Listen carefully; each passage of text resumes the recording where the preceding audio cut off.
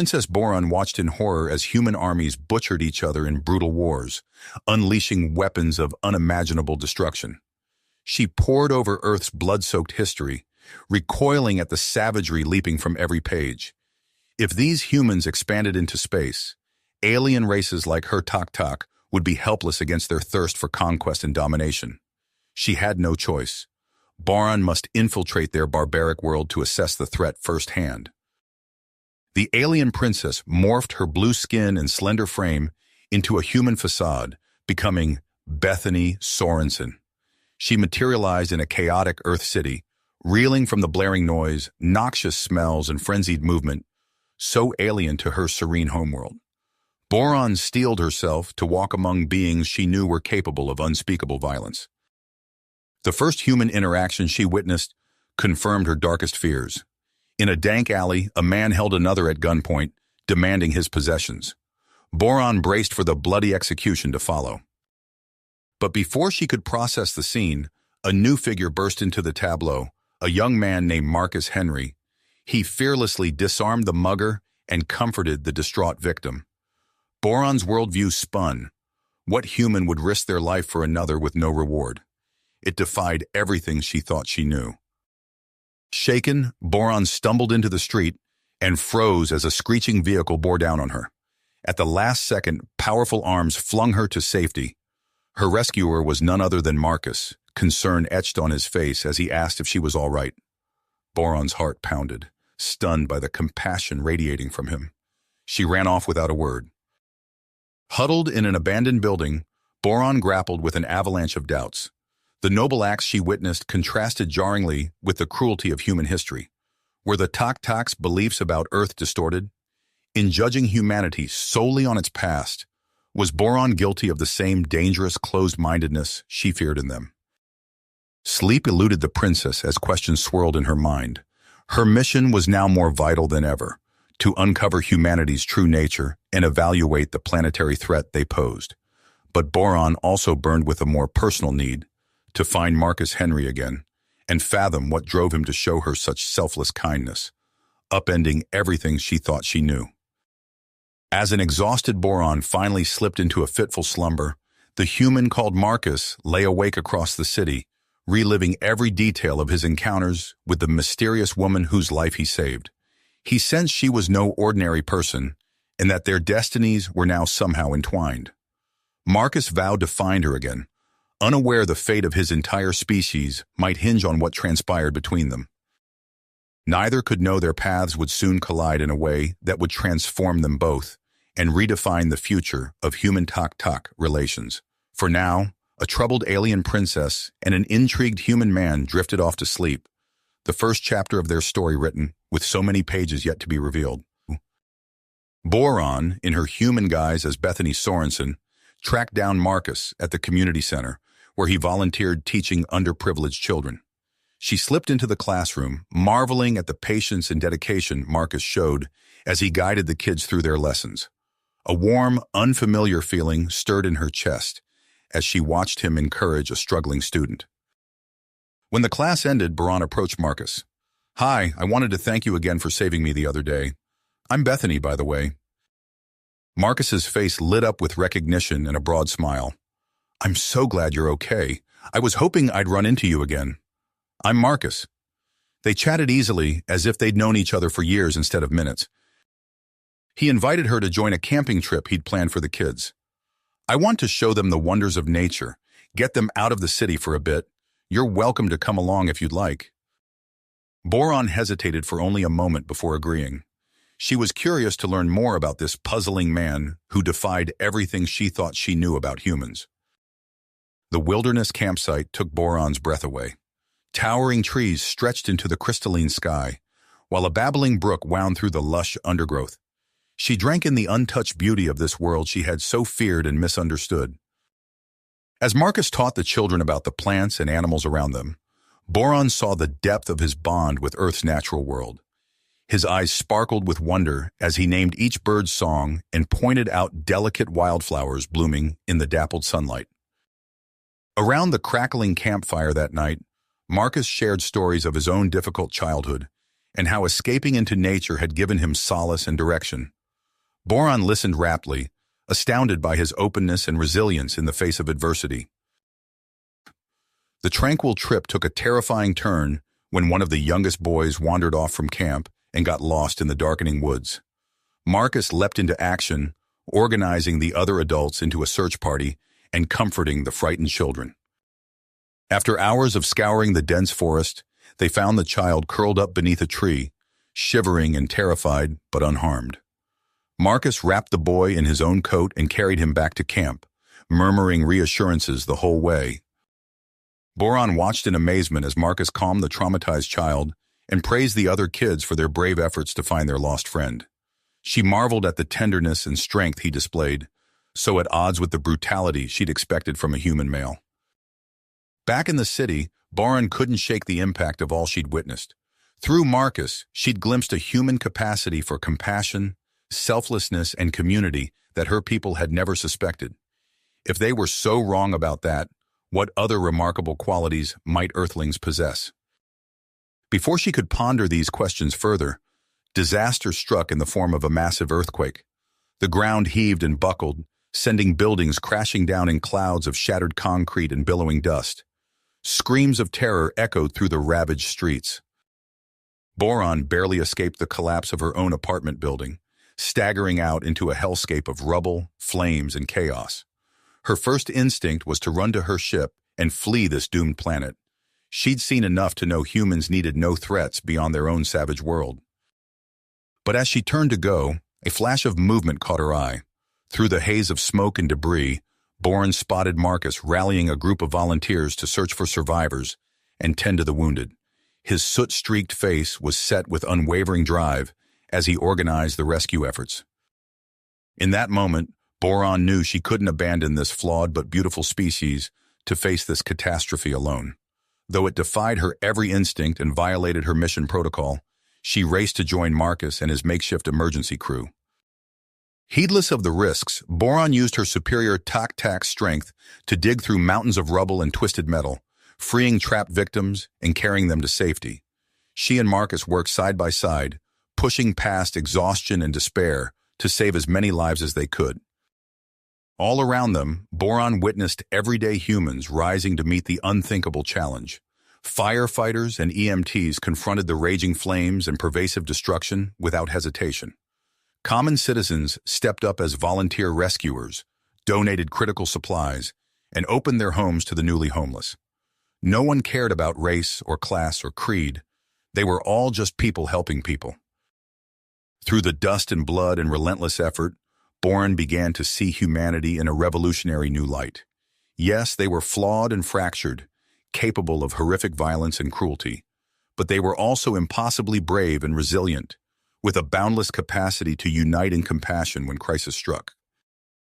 As the frenzy of the initial response ebbed into the long, grim work of recovery, an exhausted Boron found herself questioning everything she thought she knew about Earth and its inhabitants. She looked at Marcus, at his grimy, earnest face, and wondered if her mission to assess the threat of humanity had been misguided from the start. What if it was Boron and her kind who needed to learn from Earthlings, not the other way around? What if humans possessed a staggering potential that her people couldn't begin to fathom? The disastrous quake had shaken the foundations of the city, but it had demolished the walls around Boron's heart and mind. She gazed at the weary, determined humans starting to pick up the pieces of their world and finally admitted the truth. She had grown to care for them. More than that, she had grown to believe in them with a faith that transcended logic or history, and she would move the very stars themselves to protect this remarkable, flawed, wondrous species. Boron caught Marcus's eye over the wreckage, seeing her own reeling realizations mirrored in his piercing gaze. And as they held that look, she knew they were on the cusp of something profound, a reckoning that could change everything for both their worlds. But those revelations would have to wait, because right now there was a city to rebuild and a people to protect, and an alien princess who had just found the greatest mission of her life, one that led directly into the battered, hopeful heart of humanity itself. The rubble-strewn streets slowly transformed as volunteers worked tirelessly to clear debris and rebuild. Boron found herself alongside Marcus day after day, hauling twisted metal and shattered concrete. Her tak-tak strength proved invaluable, though she carefully modulated it to avoid suspicion. "You're stronger than you look," Marcus said, wiping sweat from his brow as they took a water break. Boron shrugged, averting her eyes. "Adrenaline, I guess." As weeks passed, Boron witnessed countless acts of human kindness. Neighbors shared dwindling food supplies. Strangers opened their homes to those who'd lost everything. Children organized toy drives for shell-shocked peers. One evening, as they rested on the steps of a half-rebuilt community center, Marcus spoke softly. "You know, I grew up in foster care, bounced from home to home, never feeling like I belonged anywhere." Boron listened, captivated by the raw honesty in his voice. "But there were people, teachers, social workers, even random strangers, who showed me kindness when I needed it most. That's why I do what I do now, to pay it forward." His words resonated deep within Boron. She longed to share her own story, to bridge the vast gulf between them. Instead, she placed a comforting hand on his arm, relishing the warmth of human contact. Late one night, Boron slipped away to her concealed ship. The communications panel blinked insistently. With trepidation, she activated the secure channel. Emperor Zorgax's hologram flickered to life, his tentacles writhing impatiently. "Daughter, your reports grow soft. Where is the evidence of human barbarity we seek?" Boron swallowed hard. "Father, I've witnessed remarkable resilience and cooperation in the face of disaster. Perhaps we've misjudged." "Nonsense," Zorgax bellowed. "Their true nature will emerge as resources dwindle. You will provoke conflict to prove their savagery. Do not disappoint me." The transmission cut off abruptly, leaving Boron in anguished silence. How could she betray the trust she'd built? Yet how could she defy her emperor, her father? Days later, as Boron grappled with her dilemma, a new crisis erupted. A strange illness swept through the recovering population. Victims developed blue-tinged skin and struggled to breathe Earth's atmosphere. Boron's blood ran cold as realization dawned. The pathogen's symptoms mimicked tak-tak biology. Somehow, she had brought this plague to Earth. Guilt consumed her as she worked feverishly in her ship's lab, synthesizing potential cures based on tak-tak medical knowledge. She pushed herself to exhaustion, knowing lives hung in the balance. After countless failed attempts, Boron finally developed a promising treatment. She rushed to distribute it, her human facade flickering from fatigue. At the makeshift hospital, she found Marcus coordinating relief efforts. Their eyes met across the crowded room. Boron stumbled, her disguise failing completely. Gasps erupted as her true form was revealed. Blue skin, elongated limbs, wide-set eyes. Marcus stared in disbelief. "Bethany, who are you?" Boron held out the vial of cure with trembling hands. "Please, Marcus, I can explain everything. But right now, people need this. Trust me one last time." Marcus hesitated, his world upended. But as he looked into Boron's alien eyes, he saw the same compassion that had drawn him to her from the start. He took the vial. "Okay," he said, "but we have a lot to talk about." As the cure was distributed and the pandemic receded, Boron and Marcus found a quiet moment amidst the chaos. She told him everything, her mission, her people's fears, and how living among humans had changed her. Marcus listened, his expression unreadable. "So all of this, the earthquake, the rebuilding, the illness, it was all because of your presence?" Boron nodded, shame washing over her. "I never meant for any of this to happen. I came here believing humans to be savages, but you've shown me how wrong I was." Marcus sighed, running a hand through his hair. "I don't know how to process this, Bethany. Boron, but I do know that whatever your initial intentions, you've worked tirelessly to help us. That has to count for something." A fragile trust rebuilt between them, but before they could fully reconcile, an urgent message arrived from the tak-tak homeworld. Boron's eyes widened in horror as she read it. "Marcus," she said, her voice tight with fear, "my father is sending his war minister to Earth. We don't have much time." "Time?" Boron's words hung in the air, heavy with urgency. Marcus tensed, his mind racing to process the implications. War Minister? What does that mean for Earth? Before Boron could respond, a blinding light erupted in the sky. A sleek, obsidian craft materialized above the city, its angular form filled with weaponry. It descended with eerie silence, touching down in the rubble-strewn plaza. A hatch hissed open, and a figure emerged. Krang, the Tak War Minister, cut an imposing figure. His iridescent blue skin gleamed in the sunlight, and his four eyes swept the scene with cold calculation. Princess Boron, he barked, striding towards them. You disgrace your father and your mission. Boron straightened, her alien features set in defiance. Minister Krang, I can explain. Silence! Krang's tentacles lashed out, wrapping around Boron's throat. Your contaminated perspective holds no value here. Marcus lunged forward, but Boron held up a hand to stop him. She met Krang's gaze, her voice steady despite the pressure on her windpipe. The humans are not our enemy. I've seen their true nature. Krang released her with a sneer.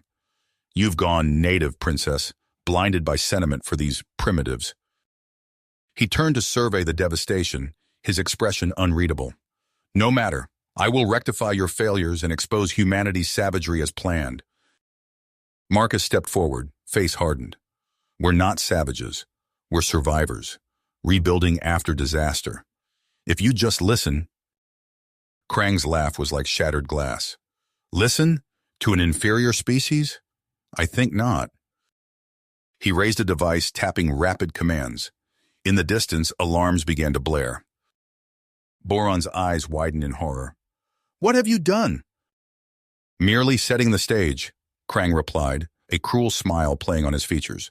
Soon, the true face of humanity will be revealed, and our invasion will be justified. As Krang strode back to his ship, Boron turned to Marcus, her voice urgent. We need help. Is there anyone you trust who can assist us? Marcus nodded grimly. I know just the guys. If anyone can handle an alien crisis, it's Troy and Neville. Across town in a dingy bar, Troy Armstrong nursed a whiskey, his scarred hands wrapped around the glass. Beside him, Neville Jones tinkered with a modified smartwatch, muttering about signal encryption. The TV above the bar switched to breaking news. Both men froze as they saw footage of Krang's ship landing, followed by grainy images of Boron in her true form. Well, I'll be damned, Troy muttered. Looks like the tinfoil hat crowd was right after all. Neville's eyes narrowed. This can't be good. As if on cue, their phones buzzed simultaneously. A text from Marcus. Code red, alien situation, need backup ASAP. Troy downed his drink and stood, cracking his knuckles. Never a dull moment with that guy. Neville gathered his gear, a gleam in his eye. Think they'll let me reverse engineer some of that alien tech? As they headed out, neither man noticed the shadow that detached itself from the wall, following silently in their wake. Back at the landing site, Boron paced anxiously. We need to stop Krang before he can implement his plan. But how? Marcus's phone chimed. He read the message, his face grim. We might be too late. There's been a security breach at a nuclear missile silo upstate. Boron's blood ran cold. Krang, he's going to frame humanity for starting the war. As Marcus called for transport, Boron gazed at the sky, steeling herself for the battle ahead. The fate of two worlds now hung in the balance, and she was caught in the middle, torn between duty and the truth she'd discovered about humanity. The sound of approaching engines signaled the arrival of Troy and Neville. As introductions were made and the situation explained, Boron felt a flicker of hope. Perhaps, with these humans by her side, they stood a chance of averting catastrophe. But time was running out. In the distance, missile silos rumbled to life, their deadly payload primed and waiting. The clock was ticking, and the future of Earth hung by a thread. The missile silos rumbled ominously as Boron's gaze swept across the faces of her newfound allies. She made a split-second decision. I have to stop this, she said, her voice barely above a whisper. Before Marcus could react, Boron sprinted towards Krang's ship.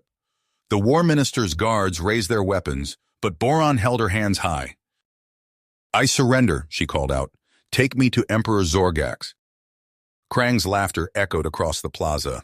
Foolish girl, you'll face justice for your treachery. As the guards seized her, Boran locked eyes with Marcus one last time. His face contorted in anguish as he lunged forward, only to be struck down by a guard's energy weapon. Marcus! Boran cried out, struggling against her captors. But it was too late. The ship's hatch sealed shut, cutting off her view of the Earth she had come to love. Hours passed in the cold, sterile cell aboard the Tak warship. Boran's pleas to speak with her father fell on deaf ears. Krang paced outside, his tentacles twitching with impossibly strong rage. Your human sympathies have doomed us all, he spat. When we return home, you'll wish I had left you to rot on that miserable planet. Back on Earth, Marcus's eyes fluttered open. The harsh fluorescent lights of a hospital room assaulted his senses. Troy and Neville stood nearby, their expressions grim. Where's Boran? Marcus croaked, struggling to sit up. Troy placed a hand on his shoulder. Easy, buddy. The alien ship took off with her inside. We've been monitoring their communications, but it's not looking good. Marcus ripped the IV from his arm, ignoring the protests of his friends and the nearby medical staff. We have to go after her. Now! You're in no condition to, Neville began, but Marcus cut him off. I don't care, are you with me or not? The trio made their way to a secret government facility, where an experimental spacecraft awaited. As they prepared for launch, Marcus's hands trembled on the controls, his body fighting against the strain. You sure about this? Troy asked, eyeing his friend with concern. Marcus's heart made. I've never been more sure of anything in my life. The Earth fell away behind them as they rocketed into the inky blackness of space. Ahead, the imposing silhouette of the Tak warship loomed. Picking up energy signatures, Neville reported. Looks like they've detected us. Alarms blared throughout the Tak vessel as Marcus's ship breached their defenses. The human craft crash-landed in a lower hangar, and chaos erupted. Marcus, Troy, and Neville fought their way through waves of alien guards, their tenacity fueled by desperation. They reached a junction, and Marcus made a snap decision. You two, find the engine room, disable their weapons. I'm going after Boran. As his friends peeled off, Marcus continued his relentless push towards the detention block. He rounded a corner and found himself face to face with Krang and a squad of elite guards. Ah, the human pet, Krang sneered. Come to rescue your alien princess? Marcus raised his weapon, but Krang was too fast. A tentacle lashed out, sending him sprawling. The guards surrounded him, raining down blows. Through swollen eyes, Marcus saw Boran in a nearby cell, pounding against the force field. Krang loomed over him, a cruel smile twisting his features. Watch closely, princess, Krang hissed. See how weak your precious humans truly are. As Krang prepared to deliver the final blow, a deafening explosion rocked the ship. The force field flickered and died. In a blur of motion, Boran burst from her cell, tackling Krang to the ground. The two Tak warriors grappled fiercely, their inhuman strength evident in every movement. Boran's fist connected with Krang's jaw, sending him reeling. You're wrong about them, Boran snarled. Humans are stronger than you could ever imagine. With a final crushing blow, Boran sent Krang crashing into a control panel. Sparks flew as the War Minister slumped to the ground, unconscious. Boran rushed to Marcus's side, helping him to his feet. Are you all right? Marcus managed a weak smile. I've had worse. Limping to the command center, Boran accessed the ship's communications array. Emperor Zorgax's hologram flickered to life, his expression a mixture of shock and fury. Father, Boran began, her voice steady, I implore you to reconsider your stance on humanity. They are not the savages we believe them to be. Zorgax's eyes narrowed. You dare lecture me? After this brazen attack on our vessel? Before Boran could respond, a violent tremor shook the ship. Warning klaxons blared as tactical displays lit up with incoming vessels. My Emperor, a panicked technician called out. We're under attack. An unknown alien force is overwhelming our defenses.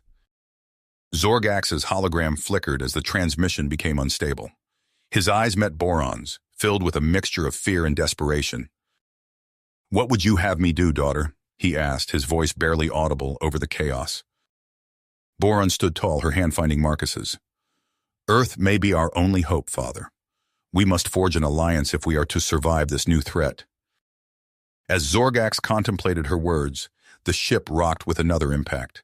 The fate of two worlds hung in the balance, with an even greater danger looming on the horizon. The ship shuddered as another blast rocked its hull. Boron steadied herself against a console, her eyes locked on her father's hologram. "Father, please," she implored. "We must act now." Emperor Zorgax's face contorted, his inner conflict evident. After a moment that felt like an eternity, he spoke. "Very well, daughter. Make your proposal to the humans. But know that the weight of our civilization rests upon your shoulders." The hologram flickered out, leaving Boron and Marcus in the chaos of the failing ship. Alarms blared as the unknown assailants continued their assault. "Marcus," Boron said, turning to face him, "I need your help. We must unite our peoples before it's too late." Marcus nodded grimly. "I'll do what I can, but it won't be easy. There's a lot of bad blood to overcome." As they made their way to the escape pods, Boron outlined her plan. Marcus listened intently, his mind already racing with the challenges ahead. They jettisoned from the Tak-Tak ship just as another volley of enemy fire tore through its hull. As they plummeted towards Earth, Boron gripped Marcus's hand tightly. "Thank you," she said softly, "for believing in me." The next 48 hours passed in a blur of frantic communication, intense negotiations. Marcus worked tirelessly, leveraging every connection he had to arrange a diplomatic summit. World leaders balked at the idea of allying with the very aliens who had so recently threatened their planet, but the looming invasion left them little choice. The summit convened in a hastily prepared bunker deep beneath the United Nations building. Boron stood before the assembled dignitaries, her alien features a stark reminder of the extraordinary circumstances that had brought them together. "People of Earth," she began, her voice steady despite the weight of the moment, "I stand before you not as a conqueror, but as an ally against a threat that imperils us all." Marcus stepped forward, adding his voice to hers. "The intelligence we've gathered paints a grim picture. This new enemy possesses firepower beyond anything we've seen. Neither humanity nor the Tak-Tak can hope to stand against them alone." Murmurs rippled through the crowd. A stern-faced general spoke up. "And why should we trust you? How do we know this isn't some ploy?" Before Boron could respond, a commotion erupted near the back of the room. Krang pushed his way forward, his face twisted in a sneer. "The human is right to be suspicious," he spat. "We should crush these primitives and take their resources for ourselves."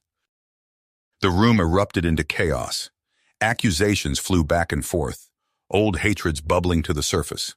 Marcus watched in dismay as the fragile hope of alliance began to crumble.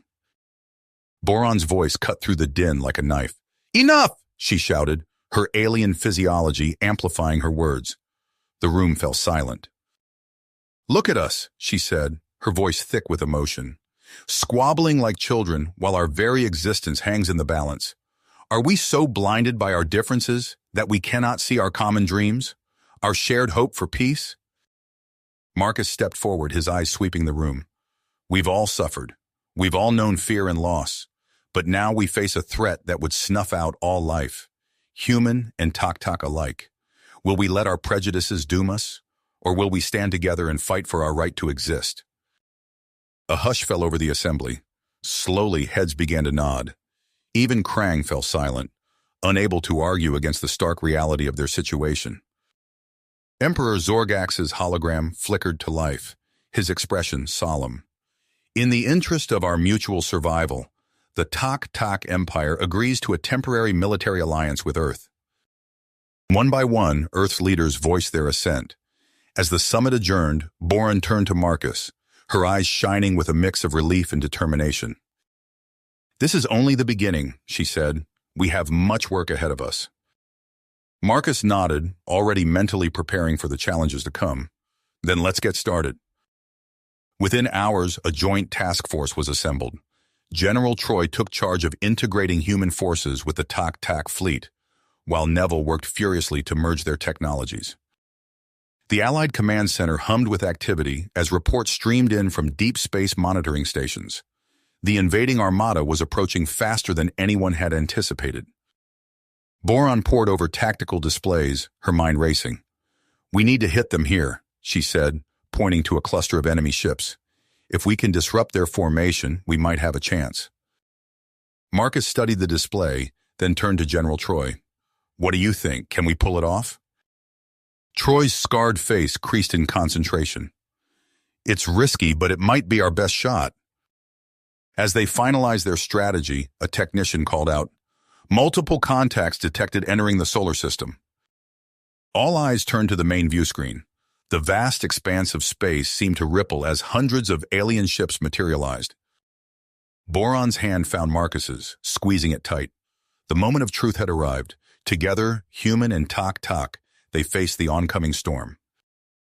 The alien armada loomed before them, a vast sea of metal and weaponry stretching across the view screen.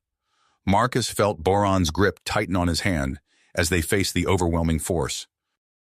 "All ships, engage!" General Troy's voice crackled over the comms. The combined human and Tak fleet surged forward, energy weapons blazing. The void of space erupted into a cacophony of explosions and streaking beams of light. Marcus watched in awe as Tak warships executed maneuvers he'd never seen before, their alien technology complementing Earth's firepower. Hours passed in a blur of tactical decisions, near misses, and hard-fought victories. The Allied forces pushed back against the invaders, slowly gaining ground. As the tide began to turn, a cheer went up through the command center. Days later, amid the debris of the final battle, Marcus stood beside Boron on the observation deck of the Tak flagship. Earth hung in the distance, a blue jewel against the backdrop of stars. "We did it," Marcus said softly, his voice thick with emotion. Boron nodded, her alien features arranged in what Marcus had come to recognize as a smile. Together. The victory, however, was just the beginning.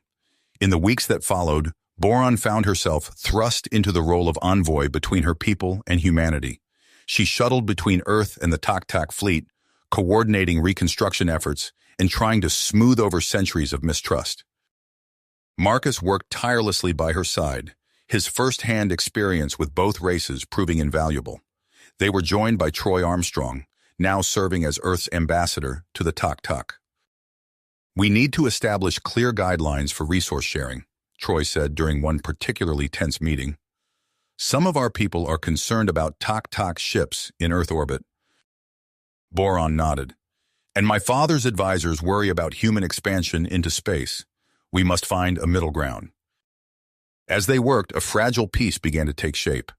Emperor Zorgax and the newly elected President Chen of Earth held regular holographic summits, each cautiously feeling out the other's intentions. During one such meeting, Boron stepped forward with a proposal. "Father, President Chen, I believe we need a more permanent solution, an interstellar union with representatives from both races to make joint decisions and foster cooperation." The idea was met with skepticism from both sides.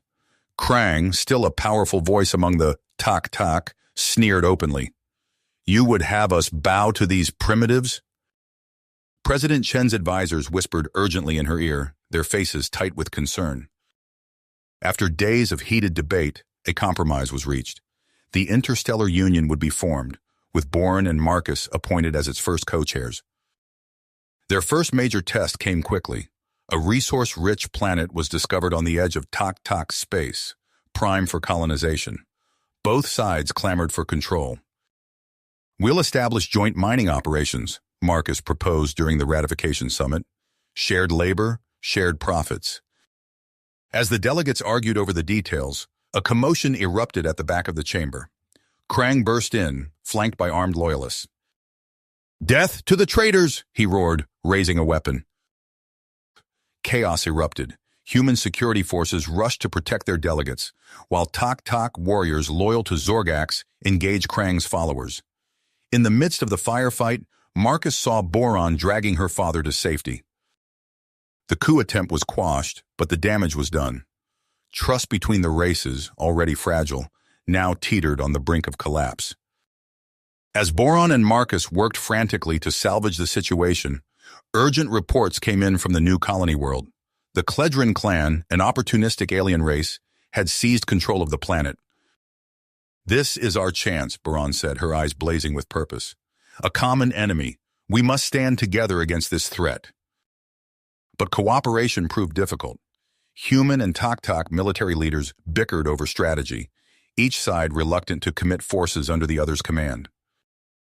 The situation grew more dire when President Chen fell ill, leaving the hawkish Vice President Curtis in charge.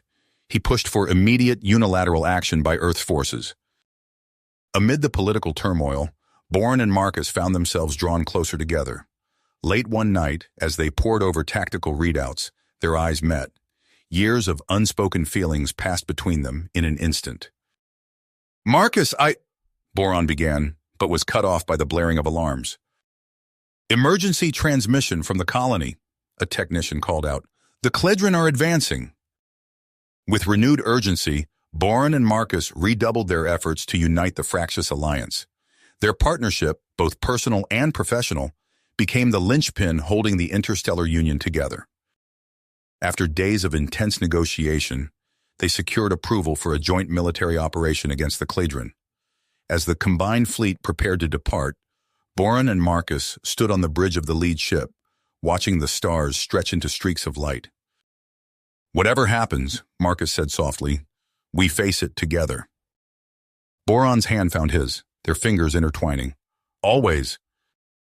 The ship surged forward, carrying them towards an uncertain future and the promise of an even greater challenge on the horizon. The joint human-Tok fleet emerged from hyperspace, the star field resolving into a scene of devastation. Debris from the Kledron ships floated in lazy arcs, testament to their hard-won victory. Boron's eyes swept across the tactical display, cataloging losses and damage reports. "We've paid a heavy price," she said softly. Marcus nodded grimly. "But we've secured the colony. It's a start." Before they could savor their success, alarms blared through the command center. A junior officer's voice rang out, tight with fear. "Multiple contacts detected. Massive energy signatures approaching from the galactic rim." The main view screen flickered to life, revealing a terrifying sight. A vast armada of sleek alien vessels advanced inexorably towards them. Their design was unlike anything Boron or Marcus had ever seen, all sharp angles and pulsing energy fields. "What are they?" Marcus breathed. Boron's face paled. "The Zar-Roth," she whispered. "It can't be." Within hours, an emergency summit convened aboard the Union flagship. Emperor Zorgax's hologram loomed large, his expression grave. President Curtis, newly recovered from his illness, joined via secure link from Earth. Military commanders from both species crowded the war room, tension thick in the air. Boron stood before them, her voice steady despite the weight of her words. "The threat we face is beyond anything in our recorded histories. The Zar-Roth are not a biological species, but a swarm of AI-controlled war machines. Their sole purpose is the eradication of all organic life in the universe." Murmurs of disbelief and fear rippled through the assembled leaders. "How can you be certain?" President Curtis demanded. Marcus stepped forward, activating a holographic display. "We've analyzed transmissions intercepted from their Vanguard fleet. The data is conclusive." General Troy's scarred face was grim. "If this is true, we're looking at potential extinction for both our species." Emperor Zorgax's hologram flickered. "Then we have no choice but to stand united. I propose the formation of a Supreme Military Council with Boron and Marcus as its head." President Curtis nodded reluctantly. "Agreed. We'll need every advantage we can get." Over the next days, the newly formed council worked tirelessly. Tok scientists shared advanced weapon schematics, while human tacticians devised unorthodox battle strategies. Slowly, a plan began to take shape. Not everyone was convinced. During a strategy session, a Tok admiral banged his hand on the table. "How do we know the humans won't betray us at the first opportunity?" Boron's eyes flashed. "Because if we don't trust each other, We're already dead. She input a command, and the room filled with holographic projections. This is everything we know about the Zarroth. Their capabilities, their weaknesses, all of it. Total transparency. The gesture of trust silenced the doubters, at least temporarily.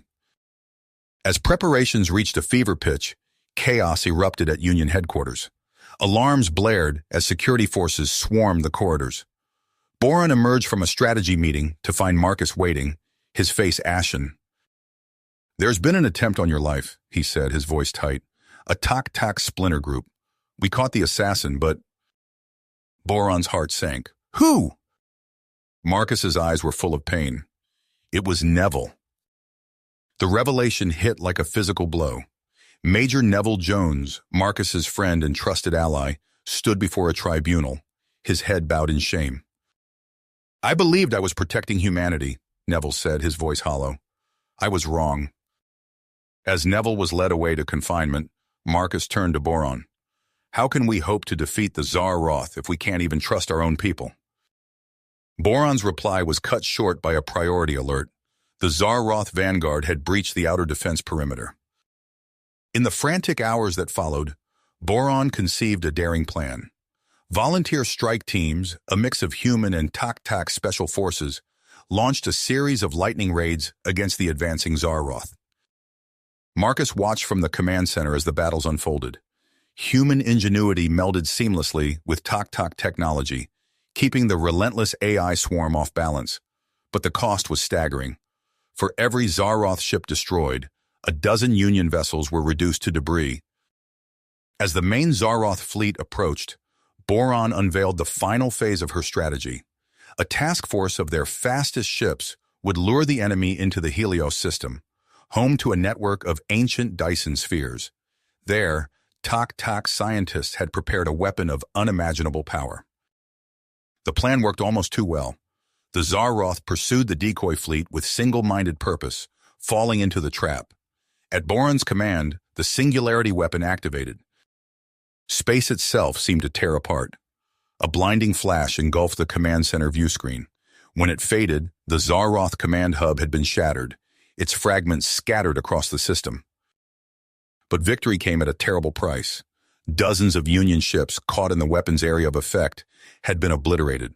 The survivors found themselves in disarray, easy prey for the remaining Zarroth drones. Boron's voice crackled over the comms, distorted by interference. "Marcus, our shields are failing. We're being pulled into the star's gravity well." Marcus tried to respond, but his own ship shuddered under the impact of Zarroth weapons fire. Klaxons blared as system after system went offline. Through the flickering view screen, Marcus watched helplessly as Boron's crippled flagship drifted towards the blazing corona of the Helios star. His own vessel, racked by explosions, spun out of control in the same deadly dance. As life support systems failed and the oppressive heat of the star began to penetrate the hull, Marcus reached for the emergency beacon. Its weak signal pulsed out into the void, a desperate cry for help in a universe that suddenly seemed very dark and very empty. Marcus's vision blurred as the heat intensified. Through the crackling comms, he heard Boron's strained voice. "Marcus, I have an idea. It's risky, but—" A violent tremor cut her off. Marcus gripped his command chair, fist clenched. "Whatever it is, do it!" Boron's reply was lost in a burst of static. Marcus watched in horror as her ship's outer hull began to glow red-hot. Then, without warning, it ejected its protective shielding. A blinding flash erupted from Boron's vessel. The shock waves slammed into Marcus's ship, sending it tumbling end over end. Alarms blared as the inertial dampeners struggled to compensate. When the chaos subsided, Marcus realized they were no longer falling towards the star. Boron had somehow used the explosive force of her ship's warp drive overload to blast them clear. "Boron!" Marcus shouted into the comm. "Are you there?" Silence answered him. His own ship was in dire straits, life support failing, hull integrity compromised. Through a spider web of cracks in the view screen, he saw Boron's vessel drifting nearby, dark and seemingly lifeless. Hours crawled by. Marcus tended to his injured crew as best he could, rationing what little oxygen remained. He tried every frequency, hoping for a response from Boron or any rescue parties. Just as despair began to set in, a faint beep drew his attention to the sensor array, a power signature, barely registering above the background radiation. "There!" Boron's voice crackled to life, startling Marcus. "Do you see it?" Relief flooded through him. "I see it. What is that?" "Unknown, but it's our only chance." Using what little maneuvering power remained, they guided their crippled ships towards the anomaly. As they drew closer, Marcus's breath caught in his throat. Nestled among the battle debris was a massive vessel, its design utterly alien. "It can't be," Boron whispered. "The precursors—" The strange ship dwarfed their own. Its hull bore no signs of weapons or damage, only intricate, flowing patterns that seemed to shift as Marcus watched. "We need to board it," Boron said. "Our life support won't last much longer." With painstaking care, they maneuvered their ships alongside the alien vessel. A seamless portal irised open, as if in welcome. The interior was a marvel of self-sustaining technology. As the survivors stumbled aboard, wounds began to heal and fatigue melted away. Marcus found Boron examining a holographic display of breathtaking complexity. "These star charts," she said, her eyes wide with wonder. "They show the way to, I can hardly believe it, the Citadel." "The what?" Boron's gaze met his, filled with a mix of hope and trepidation. "A place of legend, home to beings of unimaginable power. If we could reach them, ask for their help against the Tsar Roth." Marcus frowned. "That's a pretty big if. We don't even know if these beings exist, let alone if they'd help us."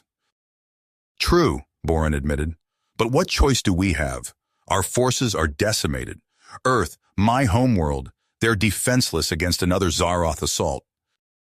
Marcus studied the star chart, tracing the twisting path that led beyond the boundaries of known space. Every instinct told him this was madness. And yet— "All right," he said at last, "let's do it." The ship responded to their decision, coming to life around them. As they accelerated away from the Helios system, Marcus felt a dizzying sensation wash over him. Space itself seemed to bend and warp, stars stretching into impossible shapes. "What's happening?" he gasped. Boron's eyes were wide with awe.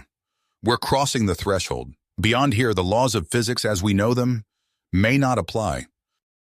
The ship plunged deeper into the cosmic unknown. Reality flickered and distorted. Marcus saw ghostly reflections of himself, some older, some younger, all gazing back with expressions of shock or wonder. A melodic chime drew their attention to the ship's central chamber. There, shimmering in the air, were three figures of pure light. "Greetings, Seekers," they spoke in unison. "We are the architects. You have come far in search of answers." Marcus tensed, suspecting some trick. But Boron stepped forward, her voice filled with reverence. "Great ones, we come seeking aid. Our worlds face annihilation." "We know of your plight," the beings interrupted, "and we offer you a choice. Join us, transcend your mortal forms, and leave behind the cares of your fleeting existence." Images flooded Marcus's mind, visions of power and knowledge beyond imagining. For a moment he was tempted. Then he thought of Earth, of all they had fought for. "No," he said firmly. "We didn't come this far to abandon our people." The architect's light pulsed. "Then you have chosen the more difficult path. The true citadel lies ahead, but to reach it, you must navigate the maelstrom, from which no traveler has ever returned." With those ominous words, the beings vanished. The ship's view screen cleared, revealing a sight that stole Marcus's breath away. Before them churned a vast, swirling vortex of cosmic energies. Lightning arced between spiraling arms of dust and gas. At its heart, a pinprick of absolute darkness beckoned. Boron's hand found Marcus's, squeezing tightly. "Whatever happens," she said, echoing his words from what felt like a lifetime ago, "we face it together." Marcus nodded, his mind focused. Together. They guided their ship into the maw of the maelstrom. Alarms blared as the hull groaned under impossible stresses. Marcus felt his very atoms beginning to come apart. And then a sensation of profound convergence. And then suddenly, they were whole again. Marcus gasped, his lungs filling with air that shouldn't exist. Beside him, Boron's eyes snapped open, her form solidifying from a cloud of disparate particles. They stood on nothing. An endless expanse of white light surrounded them, devoid of any discernible features or horizons. "Where are we?" Marcus whispered, his voice echoing strangely in the dimensionless void. Before Boron could respond, the light around them coalesced into towering figures of pure energy. The architects. Their very presence radiated an aura of ancient power that made Marcus's skin prickle. Without words, images flooded their minds. Marcus saw galaxies born and die in the span of heartbeats. He witnessed the Zaroth spreading like a cancer across countless worlds. And then, a vision of unity, the combined might of humanity in the Tak, fused with the architect's cosmic energies, sweeping away not just the Zaroth, but all biological life. Marcus recoiled from the cold certainty of it. "No," he said, his voice firm despite the trembling in his limbs. "That's not why we came here." He turned to Boron, expecting to find an ally. Instead, he saw temptation in her eyes. "Think of it, Marcus," she said softly. "An end to all conflict. Perfect order." "At what cost?" Marcus countered. "Our individuality? Our right to choose our own path?" He gestured at the featureless expanse around them. "This isn't peace, it's extinction." Boron hesitated, her gaze shifting between Marcus and the impassive architects. Marcus pressed on, his words tumbling out with raw intensity. "We've fought too hard, sacrificed too much to give up what makes us who we are. Yes, life is messy and painful and full of conflict, but it's also beautiful and diverse and endlessly surprising. That's worth protecting." Something shifted in Boron's expression. She squared her shoulders and faced the architects. "He's right," she declared. "We choose life in all its imperfect glory." The air crackled with palpable fury. The architects' forms writhed, their energies lashing out in a psychic assault that threatened to tear Marcus and Boron apart at the subatomic level. Pain unlike anything Marcus had ever experienced ripped through him. He reached out blindly, his fingers intertwining with Boron's. In that moment of connection, a spark ignited deep within them both. Marcus felt Boron's indomitable Tak spirit merging with his own stubborn human will. Their combined essence pushed back against the cosmic onslaught, a shield of pure defiance. The architects recoiled, their forms flickering uncertainly. Marcus and Boron's united energy signature pulsed outward, a ripple in the fabric of reality itself. A final vision seared itself into their minds, the Zaroth nexus collapsing, their machine armies disintegrating across countless dimensions. Then, darkness. Marcus blinked, his eyes adjusting to the familiar starfield of normal space.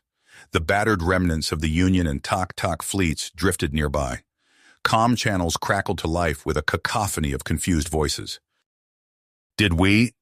Boron trailed off, looking as shell-shocked as Marcus felt. "I think so," he replied, still trying to process what had happened, though I'm not entirely sure what it was. As the fleets regrouped, messages from Earth and the Tak homeworld confirmed the Zaroth threat had inexplicably vanished. Jubilant voices filled the airwaves, already discussing plans for a new galactic order. Marcus exchanged a weary glance with Boron. Without needing to speak, they both knew their path lay elsewhere. Whatever had awakened within them in that cosmic crucible, it came with a responsibility neither was prepared to ignore. "Ready for another adventure?" Marcus asked, a small smile tugging at his lips. Boron's eyes sparkled with a mix of excitement and trepidation. "As long as it's with you," she replied. As their ship broke formation with the celebrating fleet, Marcus felt a profound sense of both endings and beginnings. The stars stretched out before them, full of mysteries yet to be unraveled. You have reached the end of the story. If you enjoyed this story and want to support us, please leave a like and subscribe to our channel, and for every comment that says 88, I will heart every single one of them. Thank you for your time.